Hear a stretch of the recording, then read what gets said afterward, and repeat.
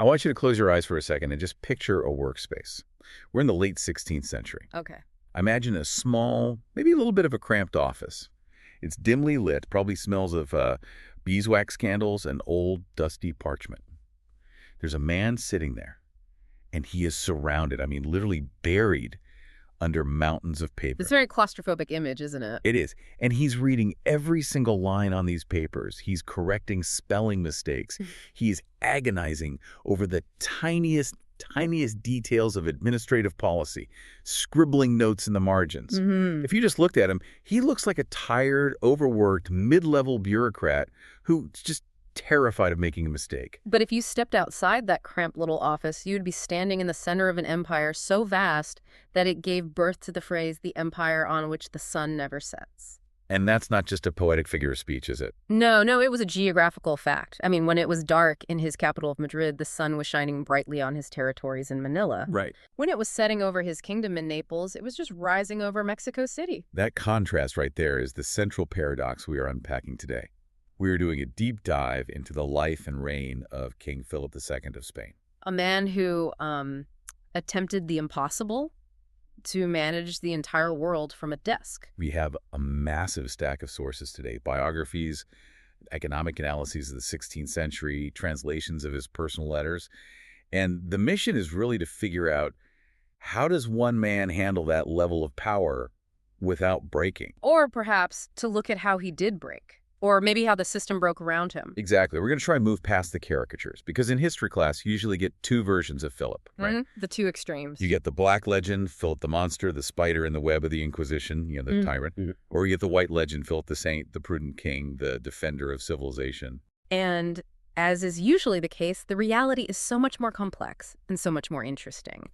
We are looking at a man known to history as Philip the Prudent, a man who controlled territories on every known continent, yet whose reign was plagued by personal tragedy, serial bankruptcy, and the crushing, impossible weight of his own bureaucracy. Let's start with the sheer scale of this. When I say King of Spain, I feel like I'm drastically underselling it. Oh, you are. You're missing about 80% of the resume. Okay, give us the full list. Who is this guy?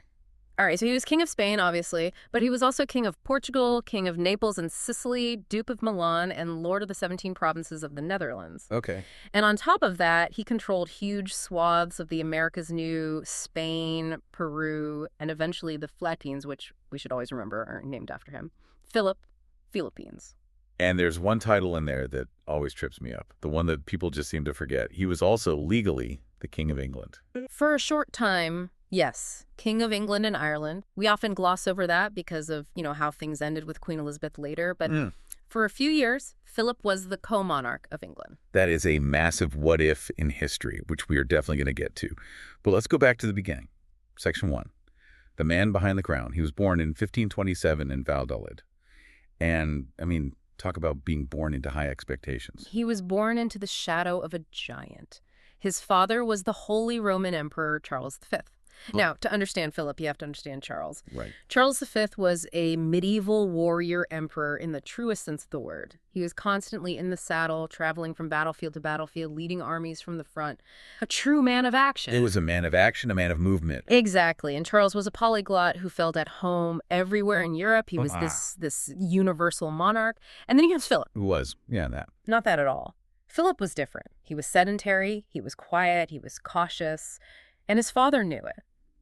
One of the most fascinating documents we have in the sources is a set of written instructions Charles V left for Philip on how to rule. And this wasn't just like, be a good king. No, it was a psychological blueprint, a whole manual. So what did the father tell the son? He emphasized 4 things: piety, patience, modesty, and, this is the key one, distrust. Distrust.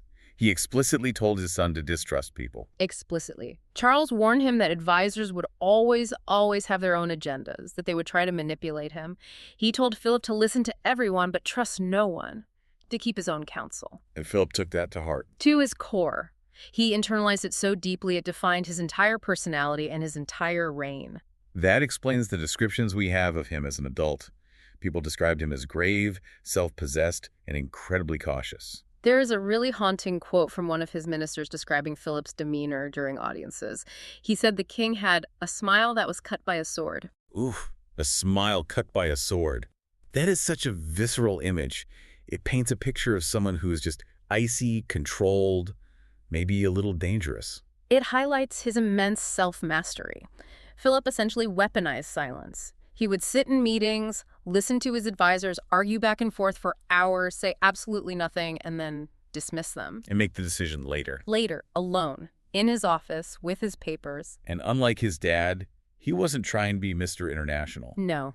Unlike his father, Philip was culturally Spanish. He was Castilian through and through. He spoke Spanish, Portuguese, and Latin, but he didn't have that cosmopolitan flexibility his father had. He just wanted to be in Spain. And that actually hurt him, didn't it? It did. His preference for living in Spain actually cost him the chance to succeed his father as Holy Roman Emperor. The German electors just viewed him as a foreigner. So he loses Germany, but he doubles down on Spain. And this leads us to that nickname we use in the intro, the Paper King. Because this sounds like a modern case study in how not to delegate. Oh, it really is. The historian Jeffrey Parker has done some fascinating psychological analysis on this. Philip was the ultimate micromanager. He refused to delegate authority because of that ingrained distrust we just talked about. And so he insisted on reading every dispatch himself. Every single one. And when you say every dispatch, are we talking about high-level executive summaries or? No, we mean everything. Troop movements in Flanders, religious appointments in Mexico, local disputes in Peru about grazing rights, the price of timber in the Netherlands.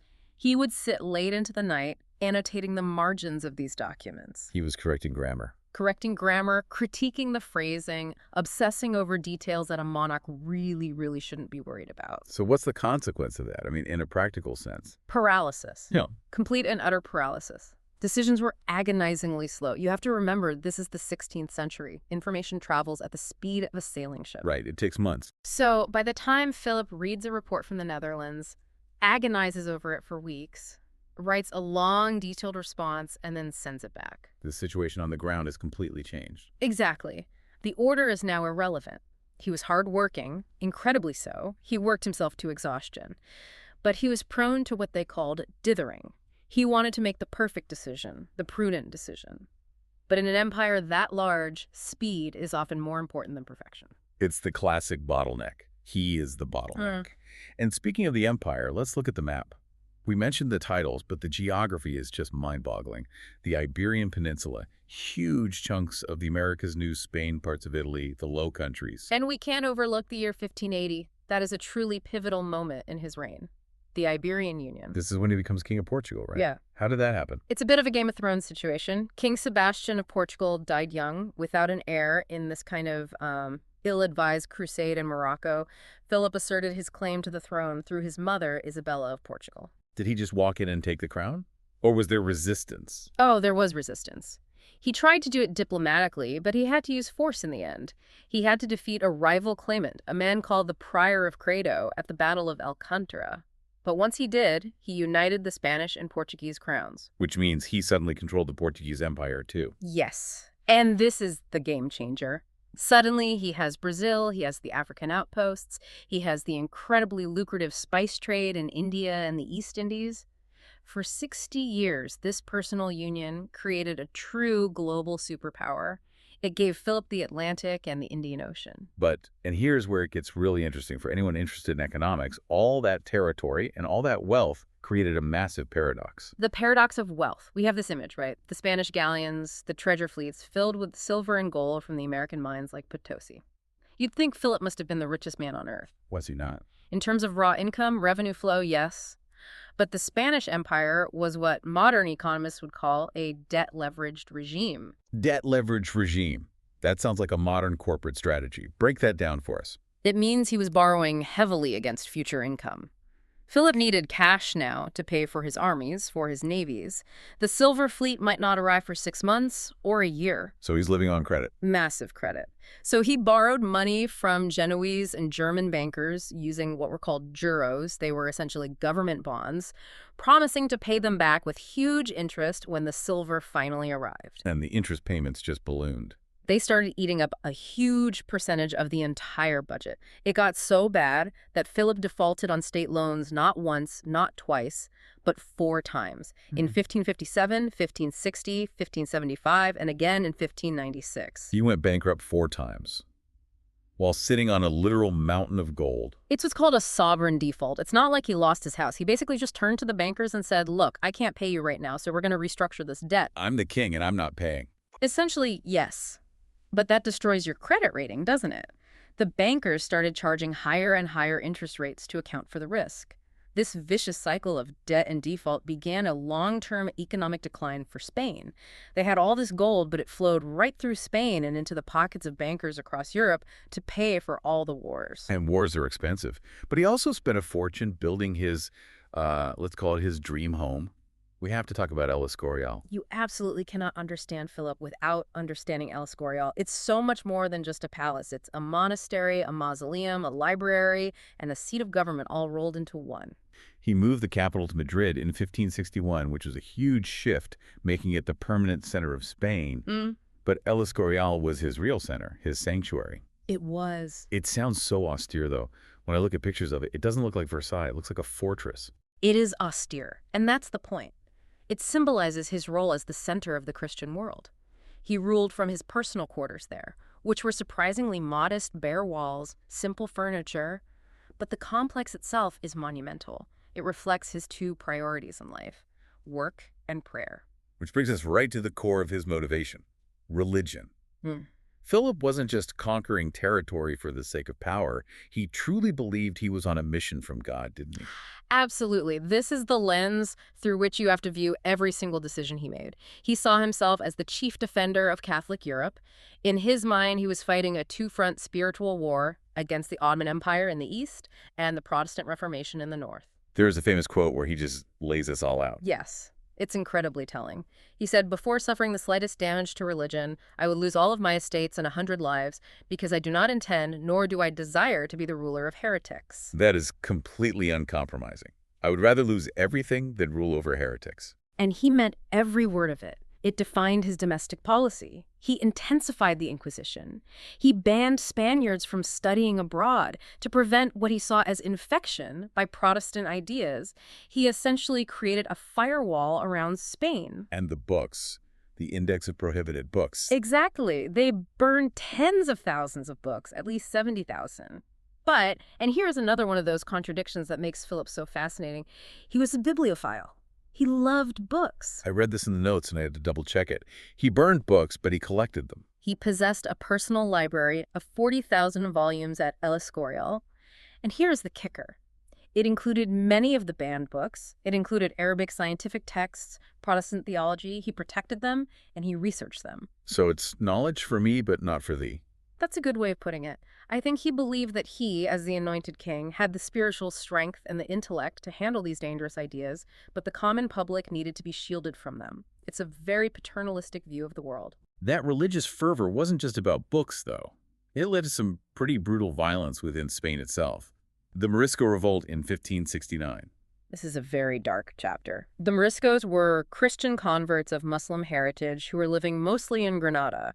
They had converted, but they kept their own language, their own dress, their own customs. Right. Philip, obsessed with religious and cultural uniformity, tried to suppress those customs. He banned the Arabic language and their traditional dress. Which is basically cultural erasure. It is, and it provoked a brutal uprising. The revolt lasted for 2 years, and it was savage on both sides. Eventually, Philip crushed it and ordered the expulsion and dispersal of the Moriscos to other provinces to break up their communities. He prioritized religious unity over social stability or even economic sense because the Moriscos were a huge part of the agricultural economy. Let's look outward. You mentioned the 2 fronts. Let's start with the Mediterranean and the Ottomans. This was the era of Suleiman the Magnificent. Right. And the fear of the Turk was palpable in Europe. It's hard for us to grasp now, but the Ottoman Empire was an expanding juggernaut. They were seen as unstoppable, terrifying. And early in Philip's reign, that seemed true. It did. The Battle of Jerba in 1560 was an absolute catastrophe for the Holy League. That was Philip's alliance. They lost 60 ships and something like 20,000 men. 20,000 men, that is a staggering loss. It was a disaster. But Philip was nothing if not persistent. He rebuilt the fleet. And the turning point came in 1571, the Battle of Lepanto. This is one of those naval battles that historians always point to as a real game changer. It was the largest naval battle in Western history up to that point. I mean, you have to picture it. We are talking about hundreds of galleys, these huge oared ships crashing into each other. It was hand-to-hand combat at sea. And who was leading Philip's forces in this? His half-brother, Don John of Austria, the illegitimate son of Charles V. And Don John was everything Philip wasn't. He was dashing, charismatic, a born warrior. It must have been a complex relationship for Philip, having to rely on the brother, who had all the traits he lacked. There was definitely tension there, a lot of jealousy. But John led the fleet to a decisive, crushing victory. They destroyed nearly the entire Ottoman fleet. So did that end the Ottoman threat for good? Strategically, not entirely. The Ottomans, amazingly, rebuilt their fleet incredibly fast. They actually retook Tunis a few years later. But psychologically, it was massive. It shattered the myth that the Ottomans couldn't be beaten at sea. It stopped their expansion westward into the central Mediterranean. And for Philip, it was total validation that God was on his side. So he wins a major victory in the Mediterranean. But then we look north, Right. to the Netherlands. This region is often called the graveyard of Spanish power. Why was this such a nightmare for him? The 80 Years' War. It's really a tragedy of two completely conflicting worldviews. The Netherlands, the 17 provinces, were wealthy, urbanized, mercantile. They were used to a lot of local autonomy. And they were becoming Protestant. Increasingly, yes, specifically Calvinist. And then Philip, the ultimate micromanager who wants Catholic uniformity and centralized control, comes in. It was just oil and water. It was never going to work. And Philip's solution was force. Brute force. When the iconoclast fury broke out in 1566, which was Protestants smashing statues and art in Catholic churches, Philip was horrified. It was sacrilege to him. So he sent in his top general, the Duke of Alba. The Iron Duke. Alba was a hardliner's hardliner. He established the Council of Troubles, which the locals very quickly renamed the Council of Blood. That's not a good sign. Not at all. He executed Counts Egmont and Horn, who were high-ranking nobles that had just been trying to mediate. Alba later boasted of executing 18,600 people during his time as governor. 18,000 people. That's a reign of terror. And Alba was just completely tone-deaf. There is this story about a statue that perfectly encapsulates it. Alba erected a massive bronze statue of himself in the citadel of Antwerp, not of the king of himself. Okay. And the statue depicted him trampling on figures that represented the Dutch nobility. That seems like a spectacularly terrible PR move. It was a disaster. It caused so much outrage that even Philip, who usually backed his commanders to the hilt, was furious and ordered it removed. But the damage was done. The brutality just galvanized the resistance. And then matters got even worse with the Spanish fury in 1576. This goes back to the money problems we talked about, right? Exactly. The Spanish soldiers in the Netherlands hadn't been paid for months because of those state bankruptcies, so they mutinied. They went on a rampage and sacked Antwerp, which was the financial capital of Northern Europe. Unbelievable. They killed 6,000 citizens and burned down 1,000 homes. Imagine the army that's supposed to be there to keep order, burning down your city because their checks bounced. It was a catastrophe, and it turned even the Catholic southern provinces against Spain for a time. It unified the Dutch against Philip in a way nothing else could have. Philip eventually put a price on the head of the rebel leader, William the Silent. He did. 25,000 crowns, a fortune. And it worked. William was assassinated in 1584. He was actually the first head of state to be assassinated by a handgun. But the rebellion didn't die with him. No. The northern provinces just declared their independence as the Dutch Republic. The war dragged on until 1648, long after Philip was dead. It was an ulcer that just bled the Spanish Empire dry of men and money for decades. And while he's completely bogged down in the Netherlands, he gets entangled with England. This is the part I find most fascinating because the timeline is so messy. First, Philip marries Mary Thirst of England, Bloody Mary. In 1554, and we need to be clear, this wasn't just some ceremonial role. Under the marriage treaty and the Acts of Parliament, Philip was King of England and Ireland jure cursorius by right of his wife. So his face was on the English coins. It was. His name was on official documents. Acts of treason were passed for denying his authority. He helped administer the realm.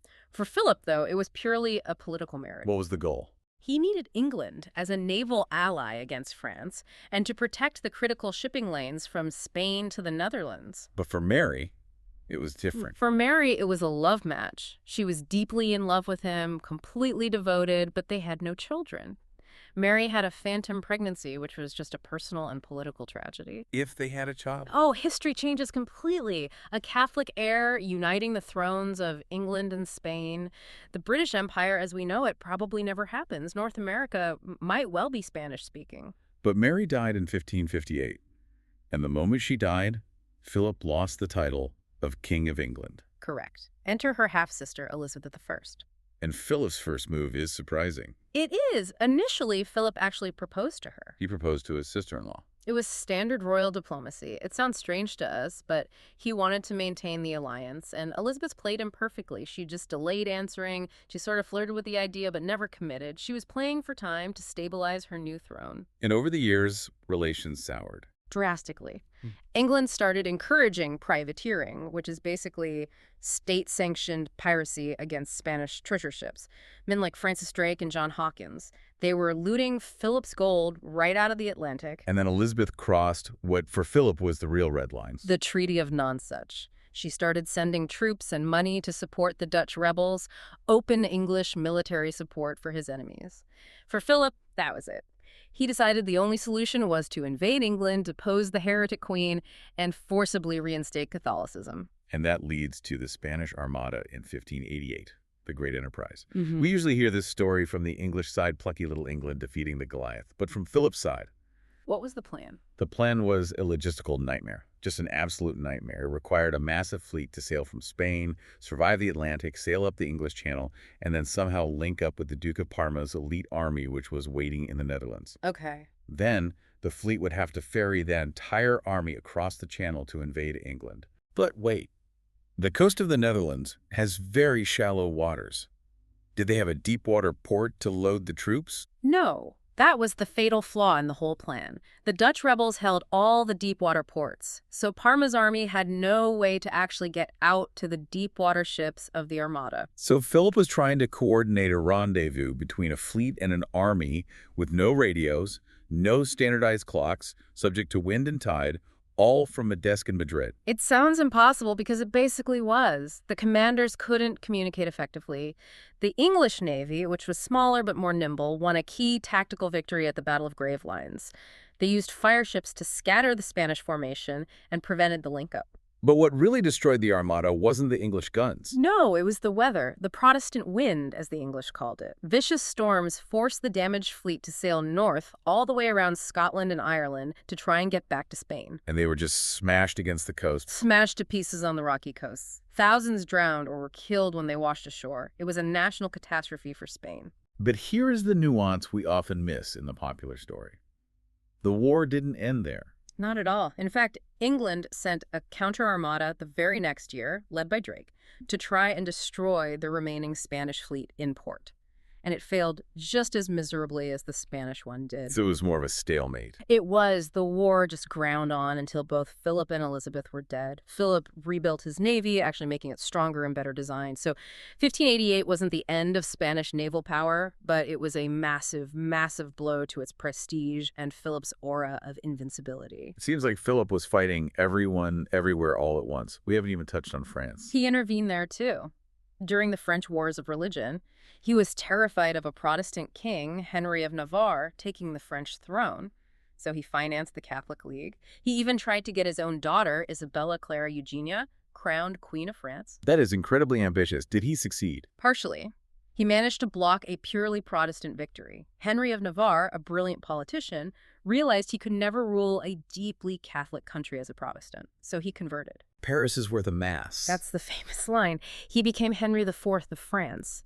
So Philip didn't get a Spanish puppet on the throne, but he did succeed in his primary goal, which was keeping France a Catholic power. And just to cap off the sheer global ambition, I read about an attempt to colonize the Strait of Magellan at the very bottom of South America. That is a tragic little footnote that really illustrates the hubris of the whole enterprise.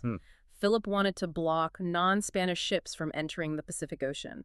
He wanted to put a gate on the ocean. A toll booth at the bottom of the world. Exactly. So he sent settlers to colonize the Strait of Magellan, but the conditions there are horrific. It's freezing, it's windy, it's desolate. The colony failed completely. The settlers died of starvation and cold. Wow.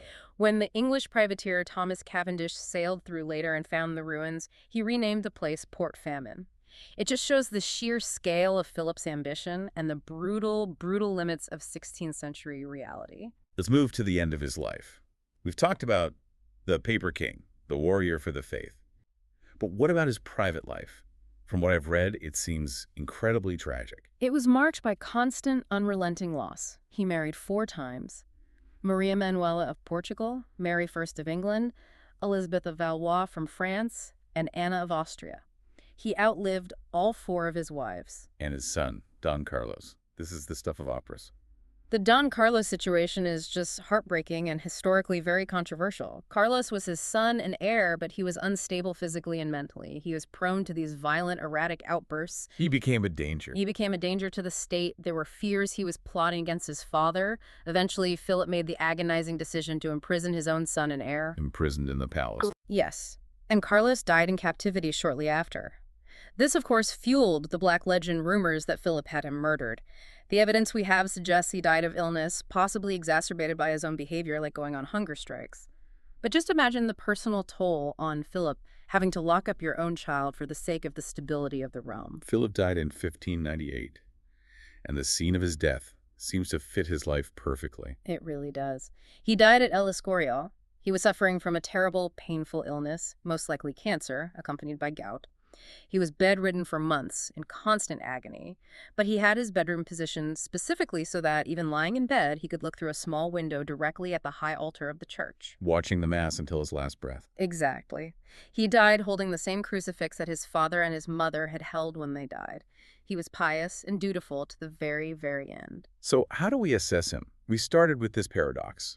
The bureaucrat and the emperor. The modern view really tries to find the man in the middle. He was a man of profound contradictions. He was a loving father to his daughters. His letters to them are surprisingly tender and warm, full of concern about their health and the small details of their lives. He was a huge art lover, too. A massive patron of the arts, especially the painter Titian. And as you mentioned, there's this other side to him. I read he was an environmentalist. Which sounds anachronistic. It does, but in a way it's true. He was worried about deforestation in Spain because of all the shipbuilding for his navies. He ordered the first comprehensive surveys of Spanish forests and implemented conservation laws. He loved nature, gardens, animals. An ecologist king, I did not see that coming. But ultimately, he was a prisoner of his own sense of duty. Jeffrey Parker's analysis is really poignant here. He suggests Philip had a messianic belief that he was personally doing God's work on Earth. And that gave him incredible resilience. It did. He could shrug off the Armada disaster as God's will, but it also meant he couldn't compromise. Because if you're doing God's work, compromising is a sin. Exactly. And his absolute inability to trust anyone else to do that work meant that he became the bottleneck for an entire global empire. He sowed the seeds of the empire's decline by trying to be its only brain. It brings us right back to that image we started with. The man in the small office, buried under paper. He tried to process the data of a global empire by himself by candlelight. So what is the final takeaway for us? I think Philip II represents the tragedy of absolute power in a world that is just too big, too complex for one person to manage. He is a profound warning against centralization without delegation. And in our modern world of information overload, was Philip II the first victim of burnout on a global scale? I think that's a brilliant way to put it. I think he was. And in the end, despite all the gold and all the armies, the paper mountain buried him. We'll leave you with that image. If you want to know more, we highly recommend checking out the sources, especially Jeffrey Parker's biography and the letters from El Escorial. Thanks for joining us on this deep dive into the Prudent King. My pleasure. See you next time.